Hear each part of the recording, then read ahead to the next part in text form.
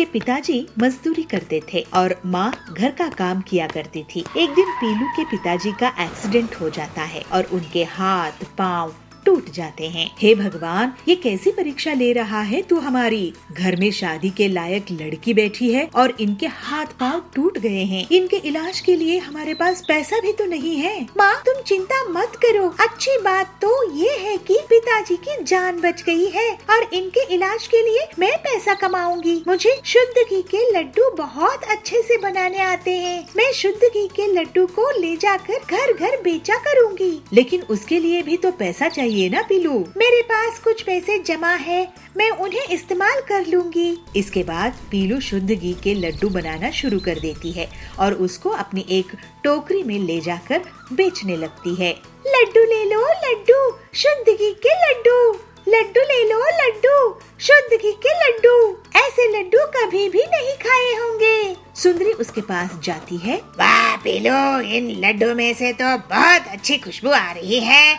एक लड्डू खिला मुझे, अगर अच्छे हुए तो 1 किलो ले लूंगी। पीलू का लड्डू खाकर सुंदरी बहुत खुश हो जाती है। बहुत ही स्वादिष्ट लड्डू है, ये शुद्ध घी के ही है ना। 1 किलो मुझे दो और मैं तो अब इसे पूरे मोहल्ले में बताऊंगी कि पीलू कितने अच्छे लड्डू बना रही है। थैंक यू सुंदरी दीदी। ऐसे ही पीलू दिन रात मेहनत करती है और शुद्ध घी के लड्डू बनाती है। उसके पास ग्राहकों की भीड़ लग जाती है। माँ पापा, लड्डू अच्छे से बिक रहे हैं। कुछ ही दिनों में इतने पैसे आ जाएंगे कि पापा का इलाज अच्छे हॉस्पिटल में करवा सकेंगे। वाह बेटा, मुझे तुझ पर गर्व है। ये देखकर कालू कौवा बहुत जलने लगता है क्योंकि उसके महंगी मिठाई की दुकान में अब कोई नहीं जा रहा था। इस पीलू के लड्डू को खराब करना ही होगा। मैं मिलावटी मिठाइयाँ बेच कर इतनी बड़ी दुकान बनाया हूँ। इस कल की पिद्दी के कारण इसको बंद तो नहीं कर सकता हूँ ना। इसको मजा चखा कर रहूँगा। अगले दिन पीलू कालू की दुकान से सामने से गुजर रही थी। तभी वहाँ पर जाबाज आ जाता है। पीलू, हमने तुम्हारे शुद्ध घी की लड्डू की बहुत तारीफ सुनी है। 2 दिन बाद मेरी बेटी की सगाई है, मुझे 500 लड्डू चाहिए। जाबाज जी, ये तो बहुत खुशी की बात है। मैं आपको 500 लड्डू बनाकर दे दूंगी। लेकिन एक बात सुन लो पीलू, अगर तुम ऑर्डर नहीं पूरा कर पाई तो तुम्हारी खैर नहीं। इस पीलू के लड्डुओं को खराब करना ही होगा। जाबाज जी, आप मुझसे लड्डू लिए करते थे, अब क्यों नहीं ले रहे हैं? मैं आपको 501 लड्डू दूंगा। तुम्हारे लड्डू अब मेरे नौकर भी नहीं खाते हैं और मुझे क्या भिखारी समझ के रखा है जो 1 लड्डू ज्यादा दोगे? भागो यहाँ से। ये सुनकर कालू की बेइज्जती हो जाती है। वो बहुत गुस्से में आ जाता है और पीलू से बदला लेने की ठान लेता है। उस रात पीलू जाबाज के लिए लड्डू बनाने की तैयारी कर रही थी। फिर वो सोने चली जाती है। तभी कालू एक केमिकल के पैकेट लेकर उसके घर में घुस जाता है। अब इस पिद्दी को जाबाज से पिटवाऊंगा। कालू लड्डू में पाउडर छिड़कने के लिए आगे बढ़ता है, लेकिन वो अंधेरे में गरम गरम चाशनी की कढ़ाई में गिर जाता है और चीखने लगता है। अरे बचाओ बचाओ। तो पीलू वहाँ आती है। अरे कालू, तुम? फिर पीलू कालू को बड़े चम्मच से निकालती है। मैं तुम्हारे लड्डू बर्बाद करने के लिए आया था। इस केमिकल के साथ मुझे माफ कर दो पीलू। लेकिन तभी वहाँ पर जाबाज के आदमी पहुँच जाते हैं। ये जाबाज जी के सिक्योरिटी गार्ड है, मेरे यहाँ लड्डू की सिक्योरिटी के लिए खड़े थे। अब तुम इनसे पीटने से नहीं बच सकते कालू। इस तरह से कालू की पिटाई हो जाती है और पीलू के लड्डू खाकर जाबाज के रिश्तेदार पीलू की बहुत तारीफ करते हैं। अब पीलू की दुकान इतनी चलती है कि वो अपने पिताजी का अच्छे से इलाज करवा लेती है और कुछ ही दिनों में अपनी लड्डू की एक छोटी सी फैक्ट्री खोल लेती है। पीलू और उसका परिवार अब हंसी खुशी रहने लगता है। एक गांव में पिंकी नाम की बंदरिया अपनी मम्मी चंपा लोमड़ी और पापा चिंकू हाथी के साथ रहती थी। पिंकी की मम्मी चंपा बहुत ही सुंदर थी, साथ ही वो बहुत अच्छा मेकअप करना भी जानती थी, इसलिए सभी उसकी बहुत तारीफ करते थे। पिंकी भी जब जब मम्मी को मेकअप करते देखती तो उसका भी मन मेकअप करने का करता। एक दिन जब वो बाजार जा रही थी तो उसकी मम्मी अपना मेकअप करने लगी। तब पिंकी ने अपनी मम्मी से कहा, मम्मी मुझे भी मेकअप करना है और आपके जितना सुंदर बनना है। नहीं, बिल्कुल नहीं, तुम अभी बहुत छोटी हो और छोटे बच्चों को मेकअप नहीं करना चाहिए। ये तो हम जैसे बड़े लोगों के लिए है, इसलिए कभी भी इसको यूज नहीं करना। जब बड़ी हो जाओगी तब मेकअप लगाना। पिंकी मम्मी की बात मान जाती है और उनके साथ बाजार जाती है। बाजार में पिंकी को उसके स्कूल में पढ़ने वाली एक दोस्त मिल जाती है जिसका नाम चुनमुन खरगोशनी था। चुनमुन भी अपनी मम्मी के साथ बाजार आई हुई थी। अरे पिंकी मम्मी, आप हैं? आप तो मेकअप में बहुत सुंदर लग रही हैं। ऐसा लग रहा है जैसे कोई मैडम चली आ रही हो। अरे आप भी चुनमुन की मम्मी, इतनी भी कहाँ सुंदर लग रही हूँ मैं। नहीं पिंकी की मम्मी, आप भला की खूबसूरत लग रही हैं। लाइए मैं आपको काला टीका लगा देती हूँ, कहीं आपको किसी की नजर न लग जाए। ऐसा कहकर चुनमुन की मम्मी चुनमुन को लेकर वहाँ से चली जाती है और पिंकी अपनी मम्मी की तारीफ सुनकर बहुत खुश हो जाती है। अगले दिन चुनमुन स्कूल में अपने सभी दोस्तों से पिंकी की मम्मी के बारे में बात करती है। अरे शीमा, पता है पिंकी की मम्मी बहुत ही सुंदर मेकअप करना जानती है। कल जब हम उसकी मम्मी से बाजार में मिले तो मेरी मम्मी तो उन्हें पहचान ही नहीं पाई। ऐसा लग रहा था जैसे कोई मैडम चली आ रही हो। पिंकी तेरा अच्छा है, तेरी मम्मी कितनी सुंदर है। हाँ वो तो है, मेरी मम्मी बहुत ही सुंदर है। वैसे पिंकी, तुम्हारी मम्मी ने कोई पार्लर का कोर्स किया है क्या, या उन्हें खुद ही ये सारा मेकअप करना आता है? मेरी मम्मी को मेकअप करने का बहुत शौक है, इसलिए उन्होंने ये सब खुद से ही सीखा, किसी पार्लर से नहीं। अरे वाह, काश मेरी भी मम्मी पिंकी की मम्मी जैसी होती। सभी की बातें सुनकर पिंकी बहुत खुश होती है और घर जाकर सोचती है, मेकअप के बाद हम बहुत सुंदर हो जाते हैं ना, जैसे मम्मी हो जाती है। और सभी मम्मी की कितनी तारीफ करते हैं। क्यों ना मैं भी एक बार मेकअप करके देखूं, मैं भी फिर मम्मी जितनी सुंदर हो जाऊंगी। ऐसा सोचकर पिंकी अपने कमरे से बाहर आती है और देखती है कि उसकी मम्मी रसोई में खाना बना रही है। तो वो चुपके से मम्मी के कमरे में चली जाती है और मम्मी की ड्रेसिंग टेबल के सामने बैठकर मम्मी का मेकअप इस्तेमाल करने लगती है। एक एक करके वो cream, foundation, blusher, highlighter, face powder सब लगा लेती है और फिर बारी आती है आईलाइनर की। मम्मी आईलाइनर को अपनी आंखों पर लगाती है जिससे उनकी आंखें और सुंदर हो जाती है। मैं भी इसे लगा लेती हूँ, मेरी आंखें भी बहुत सुंदर हो जाएंगी। पिंकी ऐसा सोचकर जैसे ही आईलाइनर आंखों पर लगाती है वैसे ही आईलाइनर उसकी आंखों में चला जाता है और वो अपनी आंखें मसलने लगती है और उसकी आंखों में मिर्ची लगने लगती है।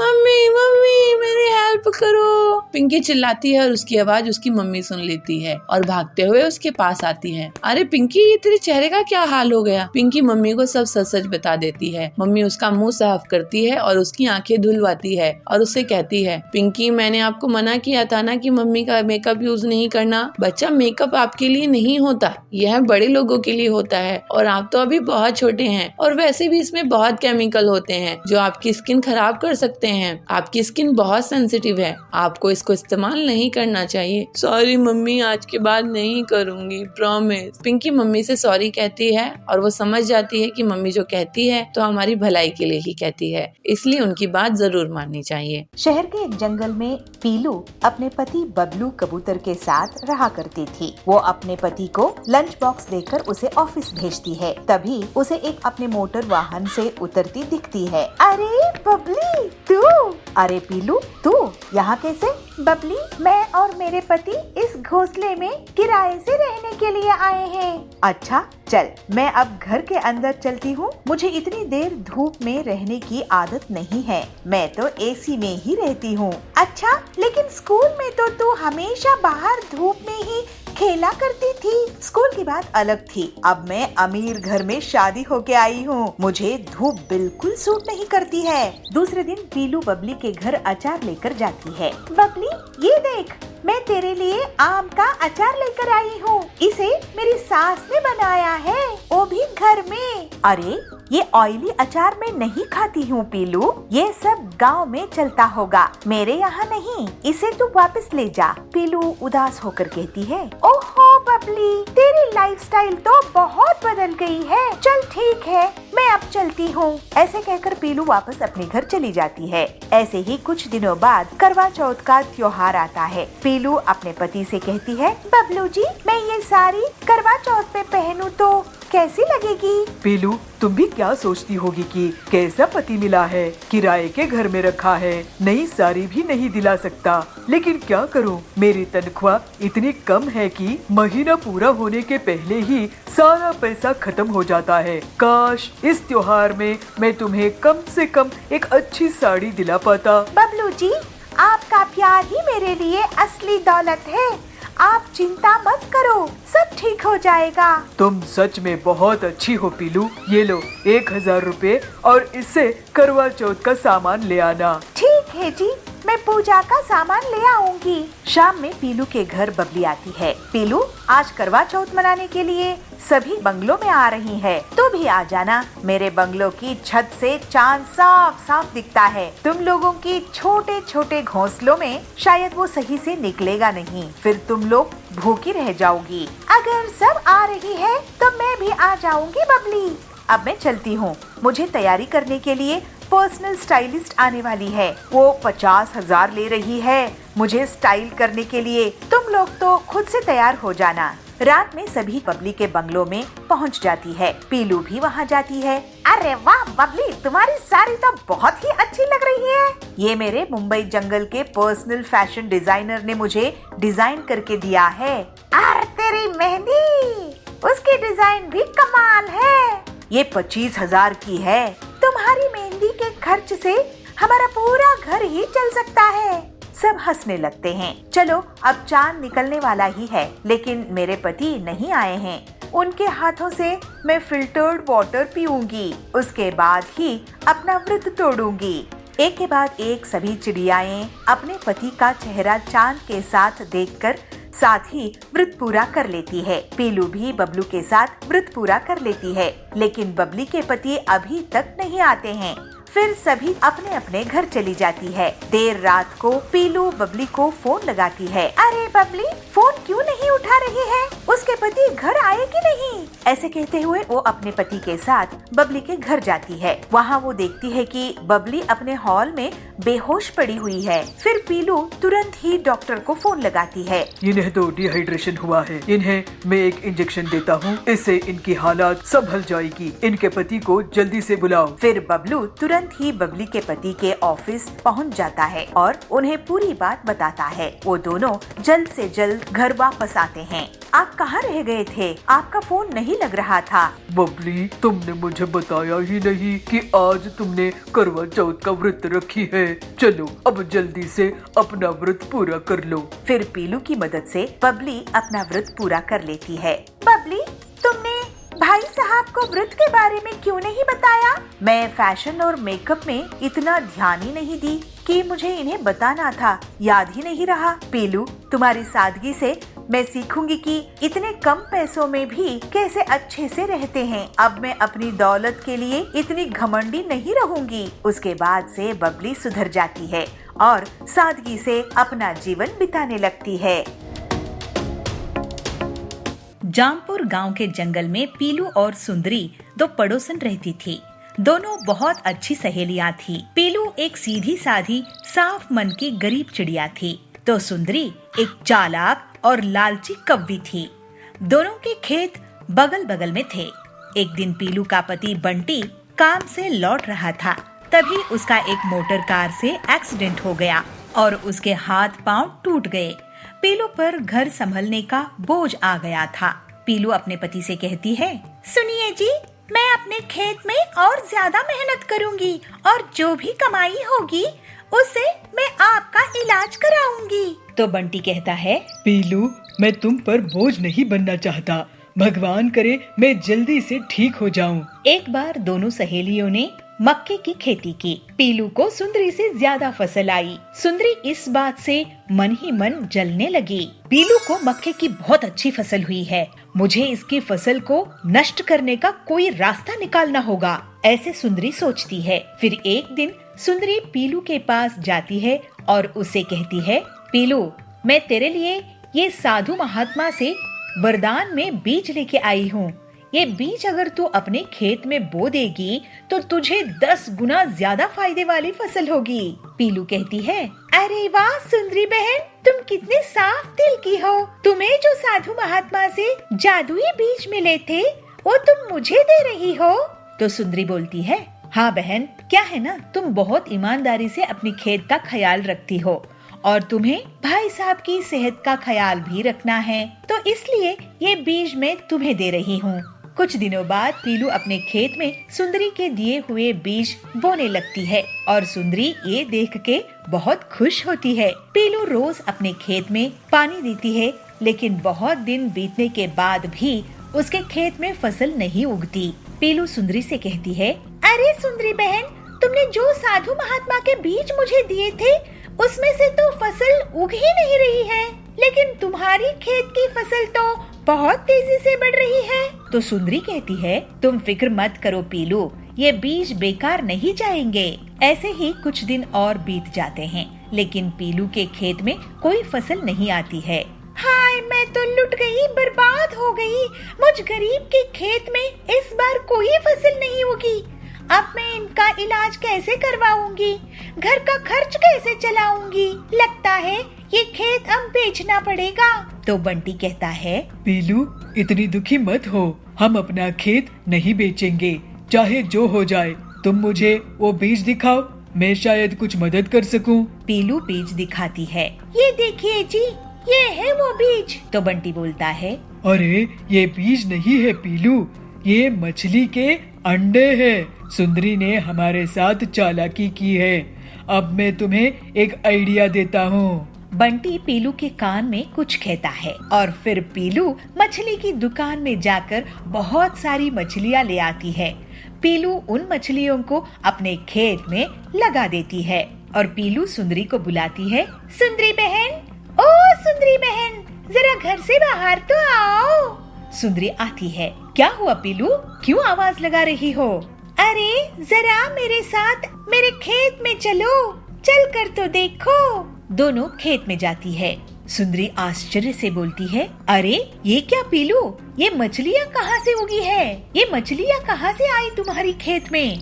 तो पीलू कहती है, ये तो तुम्हारे दिए हुए साधु महात्मा का बीज का कमाल है। ये सुनकर सुंदरी बहुत गुस्से में आ जाती है और वो अपने खेत की फसल को उखाड़ने लगती है और उसे पीलू के खेत की तरफ फेंकने लगती है। तो पीलू कहती है, अरे सुंदरी बहन, ये क्या कर रही हो? अपनी खेत को क्यों बर्बाद कर रही हो? तो सुंदरी कहती है, पीलू मैं भी मछलियों की खेती करूंगी, तुम इस मक्के की फसल को भी अपने खेत की बची हुई जगह में लगा लो। सुंदरी के मछलियों के बीज को बोने के बाद भी उसके खेत में मछलियों की फसल नहीं उगती है।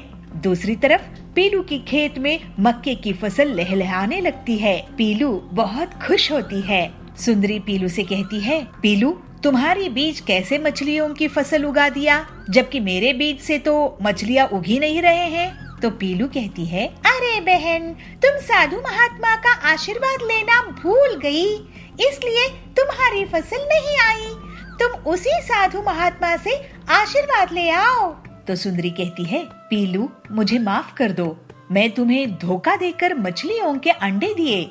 मैं तुम्हारी मेहनत से जलती थी, मेरे पास किसी साधु महात्मा के बीज नहीं थे। तो पीलू कहती है, सुंदरी तुम्हें ऐसा नहीं करना चाहिए था, मेरे पति की जान खतरे में है। तो सुंदरी कहती है, मुझे माफ कर दो बहन, अब मैं ऐसा कभी नहीं करूँगी। पीलू बोलती है, मुझे खुशी है कि तुम सही समय पर सुधर गई। इसके बाद से सुंदरी पीलू के साथ मिलजुल कर रहने लगी और पूरी ईमानदारी से अपना जीवन जीने लगी। इस तरह से पीलू भी अपने पति का अच्छे से इलाज कराकर उसके साथ हंसी खुशी रहने लगी। थोड़ी देर में निधि जन्मदिन का केक काटती है। सभी वह केक खाते हैं। चिंटू खरगोश भी वह केक खाता है। पार्टी खत्म होने के बाद निधि बंदरिया सभी को चॉकलेट देती है। निधि बंदरिया का जन्मदिन आने वाला है और निधि बंदरिया के पापा रॉकी भालू काम से आ गए हैं। निधि की माँ शारदा लोमड़ी रसोई में खाना बना रही है। आज निधि बहुत ज्यादा खुश है, उसकी खुशी का कोई ठिकाना नहीं है। बेटी निधि, कल तुम्हारा जन्मदिन है, तो बताओ बेटा तुम क्या खाना चाहती हो? तुम्हारे जन्मदिन पर मैं सारा तुम्हारा मनपसंद का खाना बनाना चाहती हूँ। मम्मी आपका जो भी मन हो आप अपनी मर्जी से बना लो, मैं तो कुछ भी खा लूंगी। मम्मी आपने मेरे जन्मदिन के लिए इतनी बड़ी पार्टी प्लान की, मेरे लिए यही काफी है। मम्मी बस आप मुझे आपसे कुछ नहीं चाहिए। देखा न शारदा, हमारी बच्ची अब बड़ी हो गई है, हमारी कितनी फिक्र करती है। अच्छा निधि बेटा बताओ, तुम्हें अपने इस जन्मदिन पर क्या गिफ्ट चाहिए? हम तुम्हें वही ला कर देंगे। पापा मम्मी आप मुझे खुशी खुशी जो भी देंगे मुझे वो बहुत अच्छा लगेगा। आप मेरे गिफ्ट के लिए इतना परेशान मत होइए। मैं तो बस चाहती हूँ कि आप मेरे जन्मदिन पर आकर बहुत मस्ती करें। और हाँ पापा, मैं चाहती हूँ कि हमारे घर में जो मोना आंटी काम करती है, कल वह भी मेरे जन्मदिन पर शामिल हो और वह भी मेरे जन्मदिन पर बहुत मजे करे। ठीक है निधि, जैसा तुम चाहती हो वैसा ही होगा। मैं अभी तुम्हारी मम्मी से कहता हूँ, वह जाकर मोना से कल जन्मदिन के पार्टी में आने के लिए कह देगी। सुनो शारदा, तुम मोनी लोमड़ी से कह देना वह अपनी बेटी के साथ कल निधि की जन्मदिन पार्टी में आ जाए। ठीक है जी, मैं उसे कह दूंगी। मोना लोमड़ी के आते ही शारदा उसे जन्मदिन के लिए इनवाइट कर देती है। मोना लोमड़ी खुशी खुशी अपने घर जाकर अपने बेटे चिंटू खरगोश से कहती है, अरे चिंटू बेटा, कल निधि का जन्मदिन है और कल तुम्हें मेरे साथ जाना है। उन्होंने अपनी पार्टी में हमें बुलाया है। अगले दिन चिंटू निधि की पार्टी में जाता है। थोड़ी देर में निधि जन्मदिन का केक काटती है। सभी वह केक खाते हैं। चिंटू खरगोश भी वह केक खाता है। यह केक तो बहुत टेस्टी है, पूरा चॉकलेट से बना है। ऐसा केक तो मैंने पहले कभी नहीं खाया। पार्टी खत्म होने के बाद निधि बंदरिया सभी को चॉकलेट देती है। मेरा तो पेट केक से ही भर गया है, अब ये चॉकलेट मैं कल खाऊंगा, इसे यहीं रख देता हूँ। ऐसा कहकर वह उसे कहीं पर रख देता है। अगले दिन स्कूल से लौटकर उसे याद आता है कि वह चॉकलेट उसने अभी तक खाई नहीं, तो वह उसे उठाकर खाने लगता है। वह बहुत ज्यादा अच्छी लगती है। अरे वाह, ये चॉकलेट तो केक से भी ज्यादा अच्छी है। क्यों ना इसे मैं धीरे धीरे करके खाऊं? एक दिन में खा लूंगा तो कल नहीं खा पाऊंगा। हाँ, मैं आधी कल खाऊंगा और आधी उसके अगले दिन। अगले दिन वह स्कूल से लौटते हुए देखता है कि एक आम के पेड़ पर बहुत सारे आम लगे हुए थे, तो वह भी मन ही मन सोचने लगता है, क्यों ना मैं भी इस आम की पेड़ की तरह अपनी एक चॉकलेट का पेड़ लगाऊं। मैं अभी बाकी बची हुई चॉकलेट अपने घर के आंगन में बो देता हूँ और उसे पानी दे दूंगा। कुछ ही दिन में पेड़ आ जाएगा और मैं बहुत सारी चॉकलेट खाऊंगा और रोज खाऊंगा। वह तुरंत अपने घर जाता है और बची हुई चॉकलेट उठाकर जमीन में गड्ढा खोदकर उसे बो देता है और उस पर मिट्टी डालकर उस पर पानी भी डाल देता है और जोर जोर से हंसने लगता है। तभी वहाँ उसकी माँ मोना लोमड़ी आ जाती है और उससे कहती है, क्या हुआ चिंटू, तुम बहुत खुश लग रही हो, क्या बात है? हाँ मम्मी, मैंने ना यहाँ पर अपनी चॉकलेट डाली है। कुछ ही दिन में ना यहाँ एक बड़ा सा पेड़ उग जाएगा, फिर मैं रोज चॉकलेट खाऊंगा और मम्मी मैं तुमको भी चॉकलेट खिलाऊंगा। अरे मेरे मासूम से बच्चे, ऐसे चॉकलेट का पेड़ थोड़ी उगता है। तुमने लालच में आकर अपनी चॉकलेट भी खराब कर ली। चिंटू को अपनी गलती का एहसास होता है कि वह चॉकलेट के लालच में आकर गलती कर दिया है। ये दीदी, मुझे छोड़ दो, मैं पानी के बाहर मर जाऊंगी, मुझे छोड़ दो। अरे ये क्या, एक मछली बात कर रही है, ऐसा कैसे हो सकता है? पीलू उस मछली को देखकर थोड़ी सी डर जाती है, लेकिन फिर उस पर चढ़ जाती है। जैसे ही पीलू मछली के ऊपर बैठती है, वो मछली अपने पंख फैलाकर उड़ने लगती है। बद्रीपुर के जंगल में पीलू चिड़िया रहती थी। वो रोज नदी में अपने नाव लेकर जाती थी और जाल बिछाकर मछलियाँ पकड़ती थी। फिर उनको मछली बाजार में बेचकर अपने परिवार का खर्चा चलाती थी। पीलू मछलियाँ पकड़ने में बहुत माहिर थी और पूरी ईमानदारी के साथ मेहनत करती थी। एक दिन सुंदरी उसे रास्ते में मिलती है और पूछती है, पीलू आज क्या बात है, तुम सुबह सुबह ही मछली पकड़ने के लिए निकल पड़ी? हाँ सुंदरी बहन, सुबह सुबह नदी में में कम भीड़ होगी तो मैं शायद ज्यादा मछली पकड़ सकूंगी। घर में माँ की तबीयत खराब है तो पैसों की बहुत जरूरत है। तुम्हारा लगन का जवाब नहीं पीलू, जाओ अच्छे से मछलियाँ पकड़ना। ठीक है बहन। फिर पीलू मछलियाँ पकड़ने के लिए नदी पहुँची और एक बड़ा सा जाल फेंकी। थोड़ी ही देर में जाल में मछलियाँ फंस जाती है और उसमें एक चमचमाती हुई बड़ी सी गोल्डन फिश भी आती है। तभी अचानक से वो मछली बोल पड़ती है, ये दीदी मुझे छोड़ दो, मैं पानी के बाहर मर जाऊंगी, मुझे छोड़ दो। अरे ये क्या, एक मछली बात कर रही है? ऐसा कैसे हो सकता है? मुझे छोड़ दो ना। पीलू आश्चर्यचकित रहती है और सोचती है, मैं इस मछली से बहुत सारे पैसे कमा सकती हूँ, इतना कि मेरा पूरा कर्जा भी चुकता हो जाएगा, माँ का इलाज भी हो जाएगा और मैं नया घर भी खरीद सकूंगी। सुनो गोल्डन मछली, मैं तुम्हें अपने साथ गांव लेकर चलूंगी, वहाँ तुम गांव वालों से बात करोगी। नहीं, मुझे कहीं मत लेकर जाओ, मुझे नदी में ही रहने दो, यही मेरा घर है, मुझे बख्श दो। पीलू उस मछली की भावुकता देखकर खुद भी भावुक हो जाती है। ठीक है बहन, तुम तो सच में बहुत दुखी हो गई हो, मैं तुम्हें ऐसे दुखी नहीं कर सकती। चलो मैं तुम्हें पानी में छोड़ देती हूँ। फिर वो गोल्डन मछली पानी में छलांग लगाते हुए उड़ती हुई चली जाती है और कहती है, थैंक यू पीलू। इसके बाद पीलू बाकी की मछलियों को बाजार में ले आती है। क्या आप जानते हैं हरिया काका, सुंदरी बहन, बबली दीदी, कि मैं आज जब मछलियाँ पकड़ रही थी तब मुझे एक गोल्डन मछली मिली। तो वो कहाँ है पीलू? उसको मैंने वापस नदी में छोड़ दी, फिर वो उड़ती हुई चली गई, रो रही थी बेचारी। क्यों मजाक कर रही हो पीलू? ऐसी कोई मछली नहीं होती है। सभी उस पर हंसने लगे। अगले दिन पीलू फिर से मछली पकड़ने के लिए जाने लगी। उसको देखकर सुंदरी और बाकी के पक्षी उसका मजाक उड़ाने लगे। आज पीलू उड़ने वाला ऑक्टोपस लेकर आएगी। हो सकता है इसे उड़ने वाली शार्क भी मिल जाए नदी में। पीलू उनकी बातों का बुरा नहीं मानती है और अपने काम के लिए निकल पड़ती है। जैसे ही पीलू नदी में जाल फेंकती है तभी अचानक से काले बादल छा जाते हैं और जोर से बारिश होने लगती है। नदी में अचानक से पानी बढ़ जाता है और उसकी नाव पलट जाती है। बचाओ बचाओ, कोई मुझे बचाओ, अगर मैं डूब गई तो मेरी माँ का ख्याल कौन रखेगा? बचाओ बचाओ। पीलू डूबने ही वाली थी कि उसके पास गोल्डन मछली आ जाती है। पीलू आप चिंता मत करो, मैं आपको बचाऊंगी, जल्द से मेरी पीठ पर चढ़ो। पीलू उस मछली को देखकर थोड़ी सी डर जाती है लेकिन फिर उस पर चढ़ जाती है। जैसे ही पीलू मछली के ऊपर बैठती है वो मछली अपने पंख फैलाकर उड़ने लगती है। अरे गोल्डन मछली बहन, तुम तो वाकई में कमाल की हो। तुम उड़ रहे हैं, मुझे ये विश्वास ही नहीं हो रहा है। तुमने मेरी जान बख्शी थी पीलू बहन, इसलिए मैं तुम्हें आज बचा रही हूँ। तुम बहुत दयालु हो। फिर वो गोल्डन मछली पीलू को किनारे लेकर आ जाती है। उड़ने वाली मछली को देखकर सभी हैरान रह जाते हैं। अरे ये क्या, पीलू सच बोल रही थी, ये उड़ने वाली मछली ही है। गोल्डन मछली तुम्हारा बहुत बहुत धन्यवाद। नहीं पीलू, धन्यवाद की जरूरत नहीं है, तुम्हें मेरी जब भी मदद लगेगी मैं आ जाऊंगी। फिर वो मछली वापस से पानी में चली गई और आगे भी पीलू और उसकी दोस्ती कायम रहती है।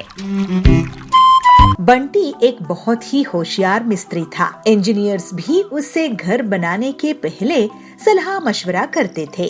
बंटी बहुत मेहनती था और लोगों की मदद के लिए पैसे भी उधार दे देता था। एक उसकी पत्नी पीलू उससे कहती है, अजी सुनते हो, आप पूरे गांव के लिए घर बनाते हो लेकिन हमारा खुद का कोई घर नहीं है। बारिश का मौसम आने वाला है, छत की मरम्मत करवानी है, हमारा अपना घर कब होगा, कभी सोचे हो? वो टिल्लू कितनी जल्दी से अपना घर बना लिया, जबकि उसको आपके जितना भी काम नहीं आता है। अरे पीलू, क्यों दूसरों की तरक्की देखकर जल रही हो? बारिश के मौसम के लिए मैं तैयारी कर लूँगा और एक दिन हमारा भी अपना घर होगा। तुम इतना मत सोचो। फिर बंटी अपने दोस्त हरिया को, जो कि ईंट सप्लायर था, उसको सारी बात बताता है। हरिया भाई, तुम मुझे मेरे घर की मरम्मत के लिए ईंट कितने में दोगे? अरे क्या बंटी भाई, तुम्हारी मदद से तो आज मेरा इतना बड़ा कारोबार है। तुम बस बताओ कितनी ईंट चाहिए, तुम्हें ईंट मिल जाएंगी। फिर हरिया बंटी के घर के बाहर एक ट्रॉली ईंट डलवा देता है। उस रात जब बंटी और पीलू सो रहे थे, तभी बंटी को कुछ आवाज आती है, लेकिन जब वो बाहर आता है तो उसे कोई नहीं दिखता। सुबह उठने पर वो ईंटों को गिनता है तो पता है कि कुछ ईंटें कम हो गई थी। अरे लगता है कोई ईंटों को चुरा ले गया है। कौन हो सकता है जी? आज रात मैं पहरेदारी करूंगा। फिर उस रात बंटी जागकर ईंटों की रखवाली करता है। वो एक कोने में छुपकर नजर बना रखता है और थोड़ी ही देर में देखता है कि कुछ बहुत ही छोटी छोटी चिड़िया अपनी अपनी ट्रैक्टर में ईंटों को चुरा कर ले जा रही है। पीलू और बंटी दोनों उनका पीछा करने लगते हैं। फिर जंगल से होते हुए वो छोटी छोटी चिड़िया एक गुफा के अंदर चले गए। दोनों पति पत्नी भी उनके पीछे गए और दूसरी तरफ निकले। अरे यहाँ तो इन छोटी छोटी चिड़ियों का पूरा घर संसार है। हाँ, छोटे छोटे घर और गाड़ियाँ हैं। अरे छोटी छोटी चिड़िया, तुम लोग मेरे घर से ईंट चुरा कर भागी हो। तभी वहाँ छोटी रानी बबली बोलती है, नहीं, आप हमें गलत मत समझिए बंटी जी। हमें एक नया महल तैयार करना है और मार्केट प्लेस भी बनानी है, और ये काम आपसे बेहतर कोई और नहीं कर सकता। इसलिए हमें आपके घर में चोरी करनी पड़ी और आप हमारे पीछे यहाँ तक आए। ओह, तो ये बात है। मुझे आपके काम आने के खुशी होगी। हाँ हाँ, हमें आप छोटी चिड़ियों की तकलीफ पता है। ये आपके लिए बहुत अच्छा काम करके देंगे रानी जी। फिर बंटी बहुत खूबसूरती से रानी का महल और मार्केट की जगह तैयार कर देता है और मिनी पेट्रोल पंप होते हैं। इसी बीच पीलू और रानी की अच्छी दोस्ती हो जाती है। बंटी जी, आप कमाल के कलाकार हो और आपकी सहायता से पूरा राज्य बहुत सुंदर दिख रहा है। ये लीजिए आपकी मेहनत का इनाम। रानी बंटी को सोने से भरी एक बोरी देती है। ये देखकर पीलू और बबलू की आंखें चमक उठती है। फिर जल्दी ही बबलू अपना एक सुंदर सा बंगलो बनाता है। बबलू अब एक कंस्ट्रक्शन कंपनी शुरू कर देता है और बहुत पैसे कमाता है। फिर पीलू और वो खुशी खुशी रहने लगते हैं।